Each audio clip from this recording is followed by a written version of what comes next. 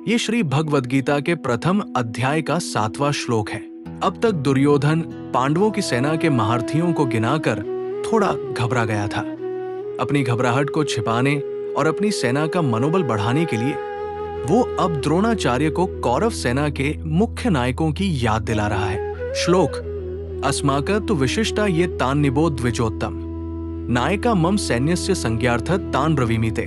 भावार्थ: दुर्योधन कहता है, हे ब्राह्मण श्रेष्ठ, हमारी ओर भी जो विशिष्ट योद्धा है, आप उन्हें जान लीजिए। आपकी जानकारी के लिए मेरी सेना के जो नायक सेनापति हैं, मैं उनके नाम आपको बता रहा हूं। विस्तृत तात्पर्य: इस श्लोक में दुर्योधन की चतुराई, कूटनीति और गिरते हुए आत्मविश्वास को संभालने की कोशिश साफ दिखती है। 1. द्विजोत्तम, ब्राह्मणों में श्रेष्ठ शब्द का रहस्य।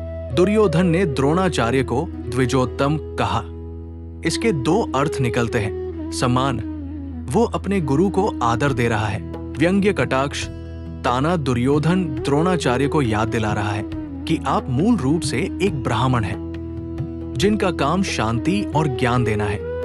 लेकिन आज आप एक क्षत्रिय की तरह युद्ध के मैदान में सेनापति बनकर खड़े हैं। वह द्रोणाचार्य को उकसा रहा है कि वे ब्राह्मण जैसी दया छोड़कर एक कठोर योद्धा की तरह लड़े। 2. अपनी घबराहट को छिपाना।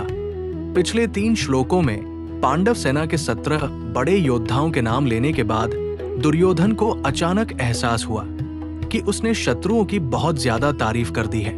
उसे डर लगा कि कहीं द्रोणाचार्य ये न सोच ले कि उनका राजा दुर्योधन डर गया है। इसलिए वो बात को पलटते हुए कहता है, ऐसा नहीं है कि हम कमजोर हैं, हमारी तरफ भी एक से बढ़कर एक योद्धा है। 3. मम सैन्यस्य, मेरी सेना का अहंकार। दुर्योधन यहाँ मम, मेरी शब्द का प्रयोग करता है। सेना असल में राजा धृतराष्ट्र की थी, लेकिन दुर्योधन के मन में सब कुछ मेरा है का अहंकार कूट कूट कर भरा था। वो कौरव सेना को अपनी जागीर समझ रहा था। 4. संज्ञार्थम का कूटनीतिक अर्थ। दुर्योधन कहता है कि वह ये नाम सिर्फ द्रोणाचार्य को याद दिलाने के लिए कह रहा है। द्रोणाचार्य तो खुद उस सेना के मुख्य गुरु थे, वे सब वीरों को जानते थे। लेकिन दुर्योधन यहां चालाकी से द्रोणाचार्य के सामने अपनी सेना का पावर शो कर रहा है, ताकि माहौल में जोश भरा जा सके। निष्कर्ष: ये श्लोक दिखाता है कि जब कोई व्यक्ति अधर्म के रास्ते पर होता है तो उसका आत्मविश्वास डगमगाता रहता है।